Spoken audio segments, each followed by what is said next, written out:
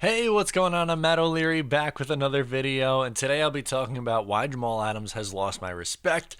But before we get started, I just wanted to say that I hope you like my new background. First, I wanted to get in with that. Yes, I did say in a video not too long ago and in a comment not too long ago that I was going to change things up a little bit with the backdrop, much more Jets themed now. I'm not 100% sure if I'm keeping it exactly like this. There might be some changes along the way, but this is the main look that the channel is going to have now for the most part, especially with that sign right there. That was the main new addition, the neon jet sign. So hope you like that. And of course, if you haven't already, please make sure to subscribe, follow on social media at Matt O'Leary NY, Facebook, Twitter, Instagram, TikTok. And of course, if you haven't already, please make sure to subscribe to the podcast wherever it is that you get your podcasts, and call in, leave me a voicemail, and I'll try to get to it on the show. So Jamal Adams has lost a lot of respect from me, and I wanted to go through the story to why that is. I'm sure some of you who follow me on social media probably know what I'm going to be talking about, but if you don't, and if you haven't seen what's been going on, Jamal Adams has essentially been going on a block brigade. What I mean by that is Jamal has essentially been having very heavy block fingers on social media. So let me tell you the story from my perspective, and then we'll just talk about it. So ever since Jamal Adams has come out with the contract negotiation tactics, or whatever it is you want to call whatever he's been doing the last few months, I've been very critical of it. And the reason for that is I feel, me personally, like he is burning the bridge between him, the Jets organization, and the fans to an extent. And sure, there are going to be fans who continue to support him and diehard Jamal Adams guys, and I completely get that. For me personally, my allegiance lies to this team first, and yes, you can argue that they've done things wrong in the past, but I am under the belief that Joe Douglas should pay Jamal Adams after this upcoming year. That's been my take all along.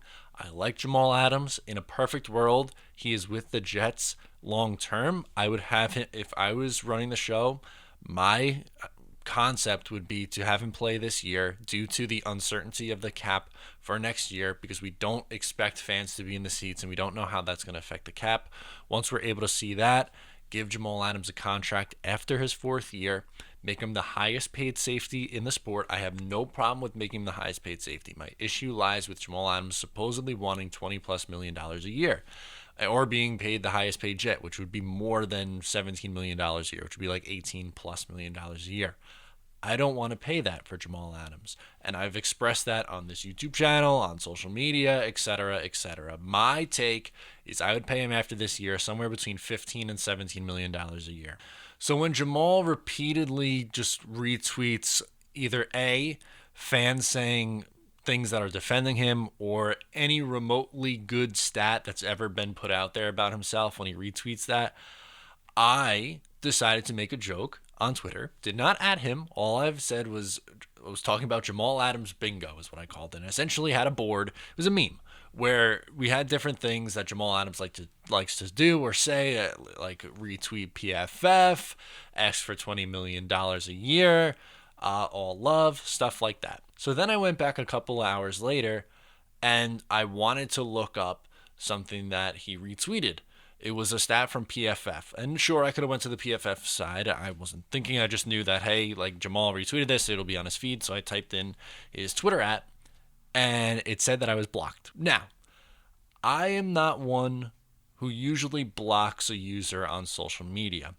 If I disagree with someone, I can mute them, and they're just basically talking to the abyss, which I think is hysterical. But the block feature shows me that Jamal is allowing people to get in his head. Now, I am not a proponent of adding a celebrity or an athlete, which adding means tagging them in the post. I never did that. All I did was write Jamal Adams and then give my opinion. So he searches his name clearly. I also don't think you should make things personal when it comes to a disagreement or an opinion on a player. That's not what I did. All that I was saying, and that pretty much most people were saying online, was that they don't agree with how Jamal Adams was saying or going about what he wants. I found out that I am not the only one. This is not a unique scenario, and no, I am not taking this too personally. I think it's funny, and yes, as a content creator, guess what? I'm going to make content out of it. That's what I do. That's how I deal with what's happening in the Jets world and in my world. And my job is to create content, and that's what we've done. So what I found out through tweets and through other social media platforms was that I was not the only one. In fact, a lot more than I expected of people were blocked by Jamal Adams for simply just stating their opinion that they don't agree with how he's handled things. So I screenshotted the block and I thought it was funny, so I posted it on my Instagram at Matt O'Leary NY. And supposedly, I did not do this. I didn't ask for people to do this, but people were going on Prez's page and commenting in the comments and saying, "Why did you block Matt O'Leary NY?" And again, I on my Instagram, I have never tagged him in anything. I post stuff about my show. I post stats. I post opinions, but I'm never tagging him or saying anything personally negative about him. Again, I'm going to say this one more time. The only thing that I have issue with Jamal Adams is how he's handled the contract negotiations and how I think he has come off as a hypocrite due to his actions over the last few months. Jamal then blocks me on Instagram. So, are we to believe that Jamal Adams is really built different if he is out there blocking every single person who doesn't agree with him? Again, I just think it's funny. I'm not taking it too seriously. That's what I do. If you guys don't know me that well, if you haven't been able to figure it out by now, I don't take myself too seriously. In the grand scheme of things, I know I hold very little importance to Jamal Adams. I just think that it's funny. That's it.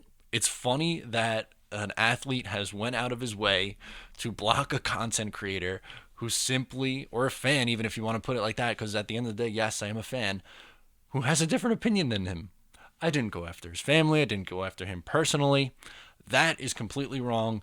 I hate when people do that. And unfortunately, people do that in the comments on YouTube. They do it on Twitter. They do it on Instagram. Those people deserve to be blocked. No denying that. It's awful that athletes have to face that.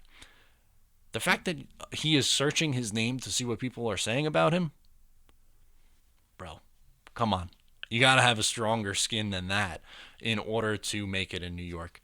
Again, Jamal is a phenomenal player. In my opinion, the best safety in the NFL. I would pay him and make him the highest paid safety in football after this upcoming year. I'd pay him again between $15 and $17 million. My opinion has not changed. It has always been that. The more this stuff continues to go on, the more I lose respect for Jamal Adams with how he's handled it. I think he's gone about it completely wrong. I really do. And I just wanted to share the story. That's what happened. Again, I'm not the only one. He's blocked a lot of people. And I think it's a bad look from his part. I think it's a bad look. So, yeah, that's what happened. Let me know what you think of this whole Jamal Adams saga in the comments down below or on social media, wherever it is that you use your social media. Get at me there. Make sure to subscribe here. Thank you so much for tuning in today. I'm Matt O'Leary. I'll talk to you next time.